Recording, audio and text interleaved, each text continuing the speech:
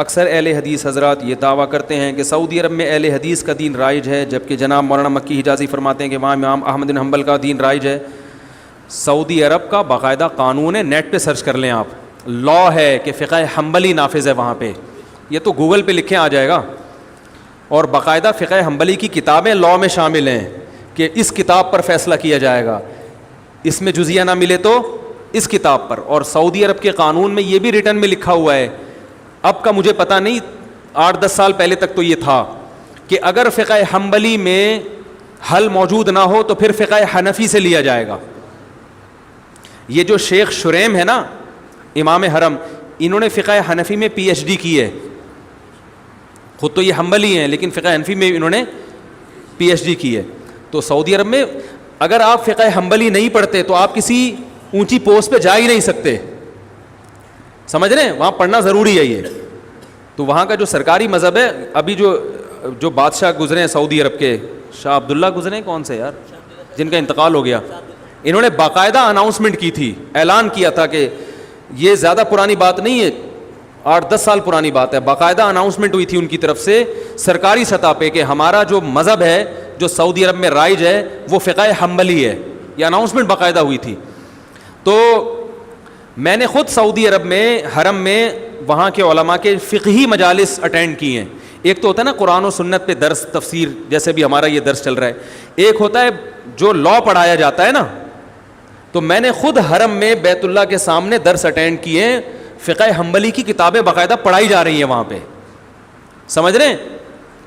تو ہاں بعض چیزوں میں فقہ حنبلی سے خروج کرتے ہیں، تو وہ تو ہم بھی بعض چیزوں میں فقہ حنفی کو چھوڑ دیتے ہیں، وہ تو اصول اور آداب ہر مسلک میں ہوتے ہیں کہ کن چیزوں میں آپ جو ہے وہ آپ مسلک سے خروج اختیار کر سکتے ہیں۔ باقی فقہ حنبلی رائج ہے اور وہ خلاف فقہ حنفی کے بھی نہیں ہے۔ یہ جو امام شیبی ہیں جو جن کے ہاتھ میں بیت اللہ کی چابیاں ہیں، ان کے قبیلے کے بارے میں رسول اللہ صلی اللہ علیہ وسلم نے ارشاد فرمایا تھا کہ کوئی ظالم ہوگا جو تم سے بیت اللہ کی چابیاں لے گا، تو نبی صلی اللہ علیہ وسلم کے دور سے اب تک انہی کے خاندان میں بیت اللہ کی چابیاں ہیں، نبی کے دور سے۔ اور عجیب بات آپ کو بتاؤں کہ ان کے پاس لوگ امام مہدی علیہ السلام کے لیے لوگ امانتیں رکھواتے ہیں، کیونکہ حدیث میں آتا ہے کہ قیامت تک بیت اللہ کی چابیاں انہی کے پاس رہیں گی، کوئی جو لے گا ان سے تو ظالم ہوگا۔ تو اس میں علماء کہتے ہیں یہ تو ثابت ہو گیا کہ کوئی اور قبیلہ قیامت تک رہے نہ رہے، یہ قبیلہ بہرحال رہے گا۔ تو اب بہت سے لوگوں نے ماضی میں اس قبیلے کے پاس امانتیں رکھوائی ہیں، پیسے رکھوائے ہیں، زیورات رکھوائے ہیں کہ آپ نے اس وقت تک آپ کے قبیلے نے رہنا ہے جب حضرت مہدی آئیں گے، تو یہ امانتیں آپ ان کے سپرد کر دینا۔ تو ابھی بھی جن کے ہاتھ میں، اور میرے لیے یہ سعادت کہ میں شو مارنے کا عادی نہیں ہوں، وہ میں نے ویڈیو کلپ بھی نہیں بنایا اس کا، جب مجھے بیت اللہ کا غلاف پیش کیا گیا تھا ان کی طرف سے، تو وہ جنہوں نے پیش کیا انہوں نے کلپ بنا کے یوٹیوب پہ ڈالا، لیکن میں نے اپنے چینل سے ابھی تک وہ ویڈیو کلپ نہیں ڈالا۔ لیکن اب بات چل پڑی تو میں بتاتا ہوں، ان کی طرف سے جو بیت اللہ کی چابیاں جن کے پاس ہیں، مجھے الحمدللہ باقاعدہ بیت اللہ کا غلاف ہدیے کے طور پر پیش کیا ہے، اور وہ حنفی ہیں، اس لیے نہیں انہوں نے دیا کہ وہ حنفی، وہ اسلام میں حنفی شافی کی بیس پر پروٹوکول نہیں ہے۔ میں تو صرف یہ بتانے کے لیے کہ یہ جو پروپیگنڈا کیا جاتا ہے نا کہ سعودی عرب والے وہ مذاہب اربعہ کو نہیں مانتے، چاروں فقہ کو نہیں مانتے، جو ان فقہ کو فالو کرتے ہیں ان کو غلط سمجھتے ہیں، تو یہ غلط قسم کا پروپیگنڈا ہے۔ وہ چاروں فقہ کو مانتے ہیں، چاروں فقہ کے فالوورز وہاں پہ بڑی بڑی پوسٹوں پر موجود ہیں۔ مدینہ یونیورسٹی کے جو ابھی پرنسپل تھے چند سال پہلے تک وہ حنفی تھے، انہوں نے کوئی سعودیہ کی پالیسی کے خلاف کوئی بیان دے دیا تھا جس کی وجہ سے ان کو معزول کر دیا، تو اس بیس پہ نہیں کہ یہ حنفی ہیں، بلکہ اس بیس پر ان کے سعودی حکومت کی پالیسی کے خلاف بیان دے دیا تھا۔ تو وہاں یہ فرق نہیں ہے کہ آپ حنفی ہو یا شافی ہو یا حنفی ہو یا مالکی ہو یا حنبلی، اس سے ان کے ہاں یہ مسائل کہاں ہیں؟ ہمارے ہاں ہیں کہ جو فقہ حنفی کو فالو کر رہا ہے وہ اندھا مقلد ہے، وہ جنت میں نہیں جائے گا، ہم صرف قرآن و حدیث کو مانتے ہیں۔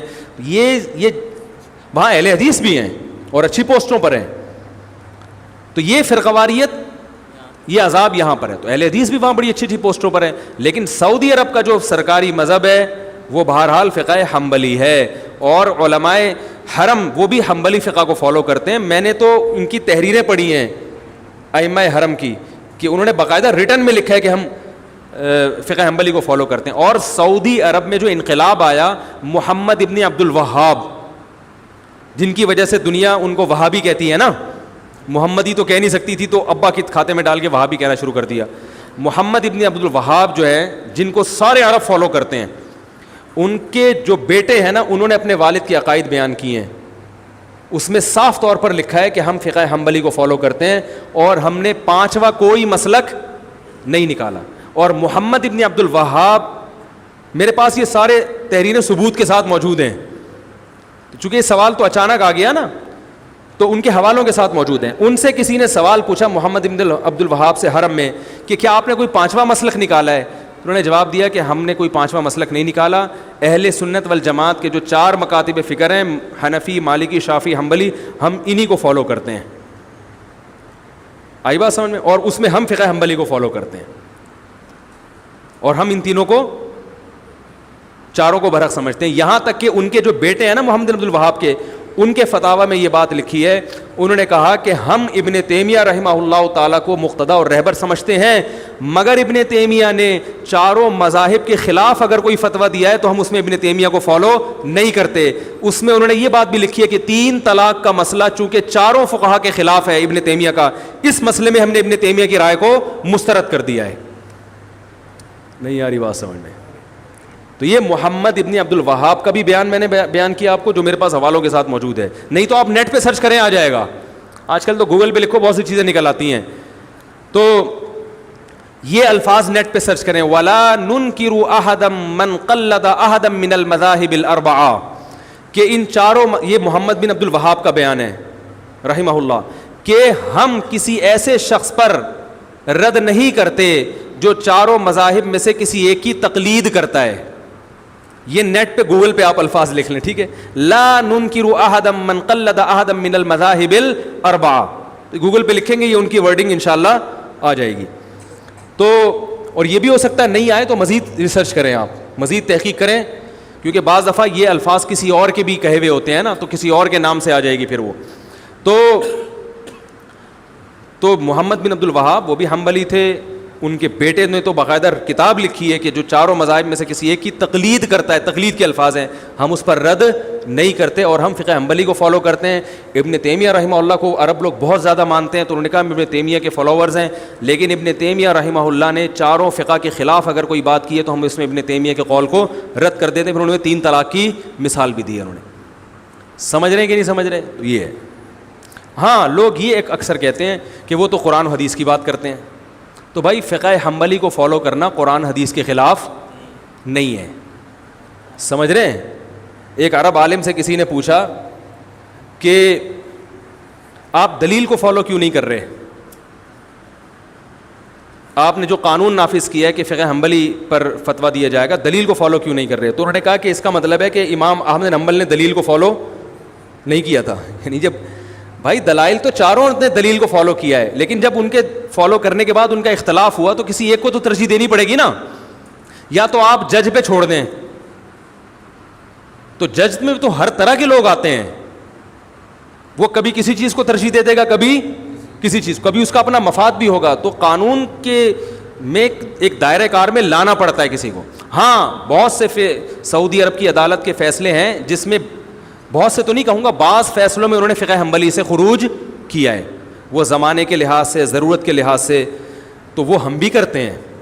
تو ہم نے بھی بعض فتاوی ایسے ہیں ہمارے مدارس سے دیے جاتے ہیں جس میں فقہ حنفی سے خروج کیا ہے, فقہ حنفی کو اس میں چھوڑا ہے انہوں نے. لیکن بالکل ہم کہتے ہیں آزاد ہو جاؤ, تو پھر قرآن و حدیث کا لیبل لگا کے آپ اگر خود سے ہر آدمی کو تحقیق کی اجازت دیں گے اور پیچیدہ مسائل میں جن میں علماء کا اختلاف ہے, تو پھر تو یہ فرقواریت اتنی بڑھے گی, ہر آدمی ایک نیا فتویٰ لا رہا ہے. آپ دیکھ لو نا, طلاق کوئی دے کر آئے, ادھر جاؤ تو ادھر سے الگ فتویٰ مل رہا ہے, ادھر جاؤ تو ادھر سے الگ فتویٰ مل رہا ہے. اس کی قرآن حدیث کی تحقیق الگ ہے, اس کی تحقیق غامدی صاحب کے پاس چلے جاؤ گے, وہ بالکل ہی ایک مارکیٹ میں قرآن حدیث کی روشنی میں نئی تحقیق لے کر آ رہے ہوں. آپ کہہ سکتے ہیں کہ ان کی تحقیق غلط ہوتی ہے, لیکن عامی آدمی کو غلط لگتی نہیں ہے. وہ بات ہے عامی آدمی کی, وہ کیا کرے گا؟ تو اس کو پابند بنانا پڑتا ہے کسی ایک فقہ کا. باقی اہل حدیث حضرات بھی بہت کثرت سے ہیں وہاں پہ, اس کی چند وجوہات ہیں. اس کی وجہ یہ ہے کہ ہمارے حضرت مفتی رشید احمد صاحب رحمہ اللہ تعالیٰ یہ بات فرمایا کرتے تھے، جو اب پتہ نہیں نیٹ پہ کوئی الگ سے ہی مصیبت نہ کھڑی ہو جائے، لیکن اللہ کرے نہ کھڑی ہو، بھائی بات تو غلط نہیں ہے اور اس میں کسی کی میں برائی نہیں کر رہا. ہمارے فرمایا کرتے تھے کہ جو غیر مقلد حضرات ہیں، ایک خرابی ان میں ہے، وہ ٹھیک ہو جائے تو معاملہ بہت سیٹ ہو جائے گا، اور ایک خرابی مقلدین میں ہے جو مذاہب اربعہ کو فالو کرتے ہیں، حنفی شافعی، وہ خرابی ان میں ٹھیک ہو جائے تو یہ بہت اچھے ہو جائیں گے. فرمایا کہ حنفیوں میں جو ہمارے یہاں فقہ رائج ہے، بدعتیوں کی کثرت ہے اور بدعات کی کثرت ہے، اور غیر مقلدین میں کم علمی کی کثرت ہے. ریسرچ آدھی ہوتی ہے لیکن اس کو کل سمجھ رہے ہوتے ہیں. تو یہ دو خرابیاں ختم ہو جائیں، ادھر علم کا لیول تو کیا ہو جائے، بڑھ جائے. کیونکہ جب علم آئے گا نا تو پھر عالم کو پتا ہوتا ہے کہ بھائی اس مسئلے میں یقینی طور پر رائے قائم نہیں کر سکتا. اس میں وہ دوسرے کی رائے کا احترام کرنا سیکھ جائے گا کہ بھائی اس میں یہ قول بھی ہے. بات آ رہی ہے سمجھ میں؟ جیسے فقہائے کرام ایک دوسرے کا احترام کرتے تھے اختلاف کے باوجود کہ بھائی اس میں ان کی بھی دلیل ہے، بالکل اس کو کلعدم نہیں قرار دے سکتے ہم. ہمارے ہاں اہل حدیث حضرات، سب نہیں ہوں گے ایسے، بہت سے اہل حدیث حضرات کیا کرتے ہیں، ان کو جو حدیث مل گئی نا اور ان کی جو سمجھ میں آ رہا ہے اس کا مطلب، وہ سب پہ مسلط کرنا چاہتے ہیں کہ بس یہی ہے، اس کے علاوہ کچھ نہیں ہے. اور پھر دوسرے پر الزام کہ تم غلط کہہ رہے ہو، تم حدیث کے منکر ہو. جب آپ کا علم زیادہ ہوگا نا تو آپ کا ظرف بڑا ہو جائے گا. آپ کہو گے نہیں بھائی اس کے قول کی بھی ایک جہت اور اس کے قول کی بھی ایک دلیل ہے جس کی وجہ سے یہ مسئلہ کیا بن گیا، اختلافی. تو آپ کا ظرف بڑا ہو جائے گا. تو غیر مقلدین جن کو کہا جاتا ہے، جو اہل حدیث حضرات ہیں، ان کا مسئلہ یہ ہے کہ ان میں سے اکثر لوگ علم سے فارغ ہوتے ہیں، چند حدیثیں وہ بھی اردو میں پڑھ کر فتویٰ لگانا شروع کر دیتے ہیں. ان کو اس کی اصلاح کی ضرورت ہے. اور حنفیوں میں بڑی مصیبت یہ ہے کہ ہر بدعت امام ابو حنیفہ کے کھاتے میں، بولو بھائی، ڈالی گئی. بدعات بہت ملیں گی آپ کو، اور یہ دیوبندیوں میں بھی ملیں گی. جب ان سے بولو بھائی اس کی دلیل کیا ہے، تو سب تو ایسے نہیں ہوتے، سب تو ظاہر ہے ہر جگہ اچھے بھی. میں تو چھوٹا منہ بڑی بات ہو جائے گی نا. میں بڑے عالم سے سنی ہے میں نے یہ بات. تو وہ جب دلیل سے بات کرو، بعض لوگوں کی عادت ہم نے یہ دیکھی ہے، تو وہ حضرت دامت جی نے یہ فرمایا، دامت برکاتہ نے یہ فرمایا، حضرت والا نے یہ فرمایا، تو حضرت جی نے فرمایا. تو عامی آدمی یہ کہتا ہوا تو سمجھ میں آتا ہے، لیکن کوئی عالم کو تو چاہیے بھائی آپ تو کم از کم کوئی دلیل پیش کریں نا اس کی. تو بہت ساری بدعتیں رائج ہو چکی ہیں، لیکن پھر وہ فقہ حنفی کے کھاتے میں ڈال دیتے ہیں کہ ہم حنفی فقہ کو فالو کرتے ہیں اور فقہ حنفی میں ایسے ہے. فقہ حنفی میں حالانکہ وہ ایسا امام حنیفہ نے نہ ایسا کہا ہوتا ہے، نہ ان کی کوئی ایسی رائے ہوتی ہے، نہ ان کے شاگردوں نے، نہ مجتہدین سے کچھ منقول ہوتا ہے. تو ہمارے حضرت فرمایا کرتے تھے کہ تقلید کی جاتی ہے مجتہد کی. اب یہ نہیں کہ جو بات کہہ دے وہ پتھر پہ لکیر بن گئی، آپ نے صرف اس لیے ماننا ہے کہ وہ ہمارے حضرت جی نے کہی ہے، ایسا نہیں ہے. تو مقلدین میں بدعت کی بیماری زیادہ ہے، اور اہل حدیث اکثر بدعات سے بچے ہوئے ہوتے ہیں. اکثر میں نے دیکھا ہے کہ وہ بدعت سے دور ہوتے ہیں، ان میں بہرحال یہ خوبی ہے. تو سعودی عرب میں چونکہ عربوں کا مزاج ہے کہ وہ بدعت کو نہیں مانتے، وہ بدعت سے بہت دور ہیں. تو اہل حدیث حضرات جو سعودی عرب میں اتنے زیادہ ہیں، وہ اس لیے نہیں کہ چاروں مذاہب کو نہیں مانتے. اگر وہ یہ بات کریں گے تو وہ سعودی عرب میں ان کو جگہ نہیں ملے گی. وہ اس لیے کہ خاص طور پر سعودی عرب میں جو اہل حدیث ہیں وہ بدعت سے، بولو بھائی، بہت دور ہیں. تو بدعت سے تو ہم سب کو دور رہنا چاہیے بھائی. بہت ساری چیزیں ہم نے امام حنیفہ کے کھاتے میں ڈال دی ہیں، بہت ساری چیزیں ہم نے فقہ حنفی کے کھاتے میں ڈال دی ہیں، بہت ساری چیزیں ہم نے رسول اللہ صلی اللہ علیہ وسلم کی طرف منسوب کر دی ہیں. عرب اس کا بڑا خیال کرتے ہیں، حدیث صحیح ہونی چاہیے.